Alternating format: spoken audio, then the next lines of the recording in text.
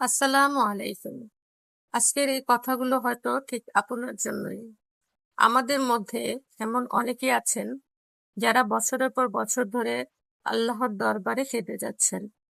কেউ হয়তো একটি নেক সন্তানের জন্য আকুল হয়ে আছেন, কেউ জীবিকা সংকটে ভুগছেন, আবার কেউ হয়তো জীবনের কঠিন কোনো বিপদ থেকে মুক্তির পথ খুঁজছেন।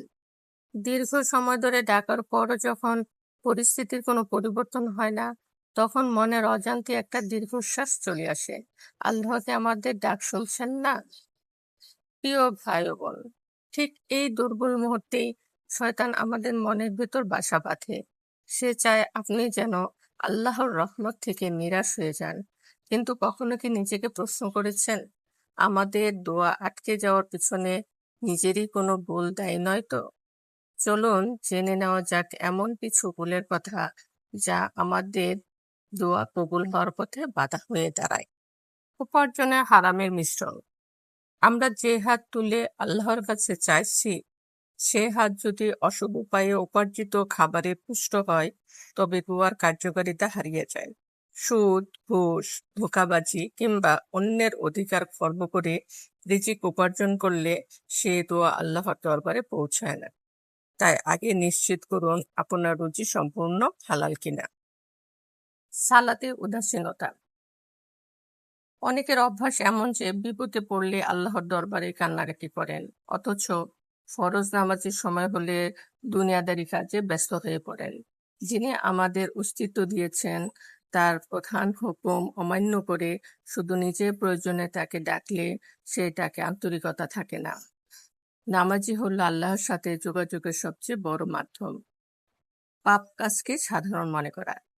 আমরা প্রায়ই ভাবি, সামান্য একটু মিথ্যা বা পরনিন্দা করলে এমন কি ক্ষতি হবে, কিন্তু এই ছোট ছোট গুণাগুলোই জমা হতে হতে এক সময় হৃদয়ে কালো দাগ ফেলে দেয়।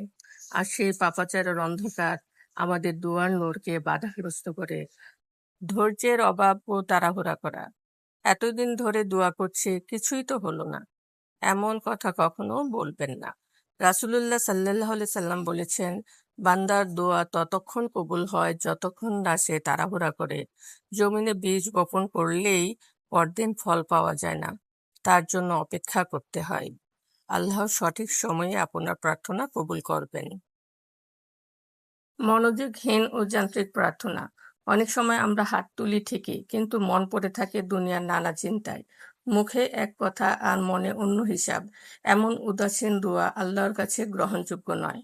আল্লাহর কাছে চাইতে হলে মন উজাড় করে সমস্ত মনোযোগ ঢেলে দিয়ে চাইতে হবে। পিতামাতার মনে কষ্ট দেওয়া। অনেকে সারা রাত জেগে ইবাদত করেন, অথচ দিনের বেলা নিজের বাবা মায়ের সাথে খারাপ আচরণ করেন। মনে রাখবেন, বাবা মায়ের চোখের পানি আর দীর্ঘশ্বাস আপনার দোয়ার আকাশমুখী পথকে চিরতরে বন্ধ করে দিতে পারে। তাই দোয়া করা বন্ধ করবেন না। রাতের শেষ প্রহরে আল্লাহকে ডাকুন, সেজদায় কাঁদুন, নিজের ভুলের জন্য ক্ষমা চান আর বিশ্বাস রাখুন। মানুষের কাছে বারবার চাইলে মানুষ বিরক্ত হয়, কিন্তু আল্লাহর কাছে যত বেশি চাইবেন তিনি তত বেশি খুশি হন। আল্লাহ আমাদের সবাইকে সহিভাবে দোয়া করার তৌফিক দান করুন।